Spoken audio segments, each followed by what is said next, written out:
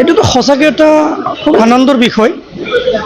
আমি ভাবাই নাই যে আমাৰো কৰ্মকৰ্তাৰহে মাতিছিলোঁ, কিন্তু কৰ্মকৰ্তাৰ মাজেদি বিভিন্ন ৰাইজ এনে আহিছে, আহি তেওঁলোকৰ যি আমি ছাপোৰ্ট দেখা পালোঁ, সেইকাৰণে আনন্দ হৈছে, অনুভৱ হৈছে। বিভিন্ন দলৰ পৰা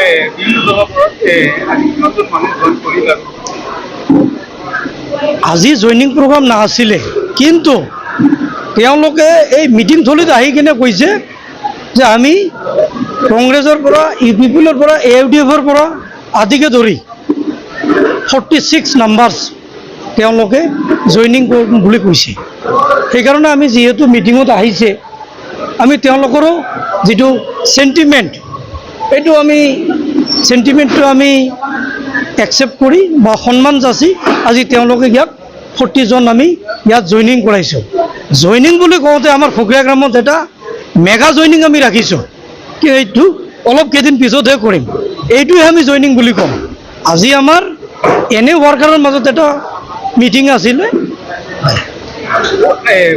MCLA হিচাপত আপোনাৰ কাৰণে আগত বিধানসভা নিৰ্বাচনৰ বিগ চেলেঞ্জ হ'ব যে 3খন সমষ্টি আপোনাৰ আণ্ডাৰত পৰিব, আপুনি কেনেকৈ হয়, চেলেঞ্জটো হ'বই। চেলেঞ্জটো আৰু হ'লে আমিতো পিছ পৰি থকা মানুহ নহয়। চেলেঞ্জ আৰু কিহৰ আছে, মইতো কৈয়ে দিলোঁ, ইয়াত চেলেঞ্জৰ একো নাই। বিৰোধীয়ে কি ইছ্যু লৈ আহি পৰে, য'ত তাতে ইছ্যুই নাই। এতিয়া আমি যি কাম কৰিছোঁ, বিৰোধীয়ে 5 বছৰত তেওঁলোকে ইমান ডংগা বজাইছিলে, একো কৰিব নোৱাৰিলে। আমি নিৰ্বাচনী ইস্তাহাৰত গেৰেণ্টি দিয়া 5টা 4 মাহৰ ভিতৰত আমি কৰি দেখালোঁ। গতিকে এইবিলাক আমাৰ কাম, আমাৰ হাগ্ৰামা ছাৰৰ যি কথাৰ যি মূল্য, কথাৰ যি দাম, এইটো চাই পেলাই বিৰোধীয়ে এতিয়া হতাশাত ভুগিছে, যাৰ ফলত বিভিন্ন সমষ্টিয়ে আমাৰ উন্নয়নবিলাক দেখা পায়, আমি ৰাইজক দিয়া যি কমিটমেণ্ট, এইবিলাক ফুলফিল হোৱা দেখা পাই তেওঁলোকে হতাশা ভুগি এনে যি তেওঁলোকে আবুল তবুল হৈ কৈ আছে, তেওঁলোকৰ কোনো তথ্যবেছ কথা নাই। তেওঁলোকে হতাশা হৈছে। ৰাইজৰ ওচৰত যাই কি ক'ব, কেনেকৈ ভোট খুজিব, সেইটোৱে আৰু। ইয়াত চেলেঞ্জ কৰা একো নাই।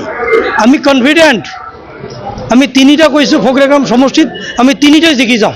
ৰাইজৰ সহায় আছে, ৰাইজৰ আশীৰ্বাদ আছে আমাৰ লগত। গতিকে আমাৰ ফকীয়া গ্ৰামৰ অঞ্চলৰ বা সমষ্টিবাসী ৰাইজে আমাৰ BTC চিফ ছাৰক যথেষ্ট সন্মান কৰে, যথেষ্ট ভাল পায়। সিদিনা দেখা পাইছে আমাৰ ফকীয়া গ্ৰামত ইফতাৰ পাৰ্টিত, আমি নিজে ভবা নাছিলোঁ ইমান কিমান মানুহ হৈছে, কিয় হৈছে, এইটো চিফ ছাৰৰ নাম শুনা পাই আহিছে।